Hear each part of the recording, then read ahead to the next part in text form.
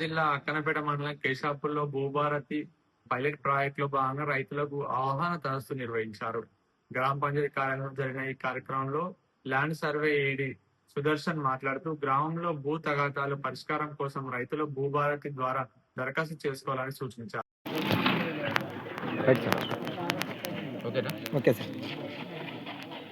తెలంగాణ రాష్ట్రంలో 373 గ్రామాల్లో ప్రభుత్వం ప్రతిష్టాత్మకంగా రీసర్వే చేయడానికి 373 గ్రామాలు తీసుకున్నది.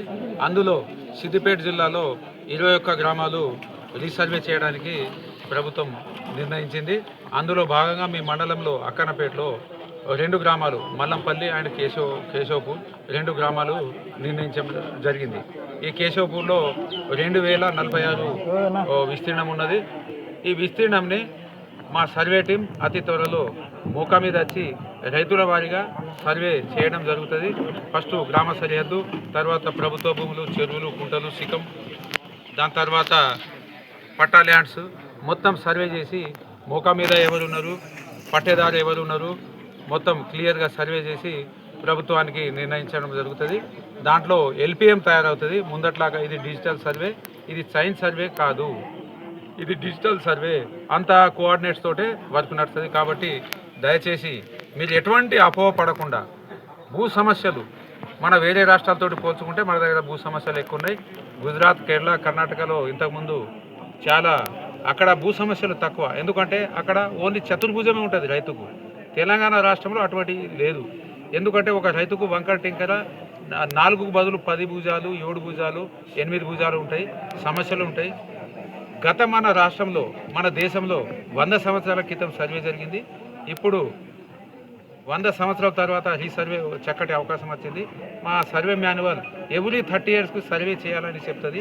కానీ 100 సంవత్సరాల తర్వాత మనకు ఒక అవకాశం వచ్చింది. కాబట్టి ఈ సమస్యలను అధిగమించడానికి, ఈ సమస్యలను పరిష్కరించడానికి మేమే మీ దగ్గర వచ్చినాం.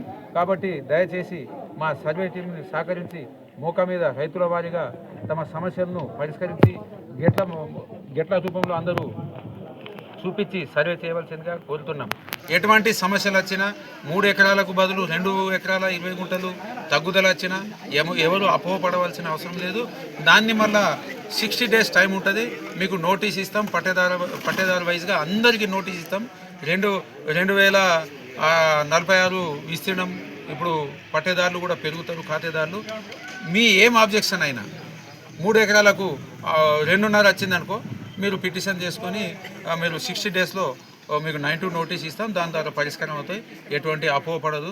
దయచేసి సర్పంచ్ గారు, మీరందరూ ఎల్డర్స్ సహకరించి మీ సమస్యను పరిష్కరించి భవిష్యత్ తరాలకు, మీదైతే అయిపోయింది, మీ భవిష్యత్ తరాలు ఎటువంటి గొడవలు లేకుండా జిల్లాలో, మన రాష్ట్రంలో ఫస్ట్ ప్రభుత్వం ఏం నిర్ణయించిందంటే భూముల సమస్య, భూ సర్వే చేస్తేనే మనకు సమస్యకు పరిష్కారం దొరుకుతుంది అని మంచి సదుద్దేశంతో గౌరవ మినిస్టర్ గారు, రెవెన్యూ మినిస్టర్ గారు, జిల్లా కలెక్టర్ గారు ఆదేశించారు.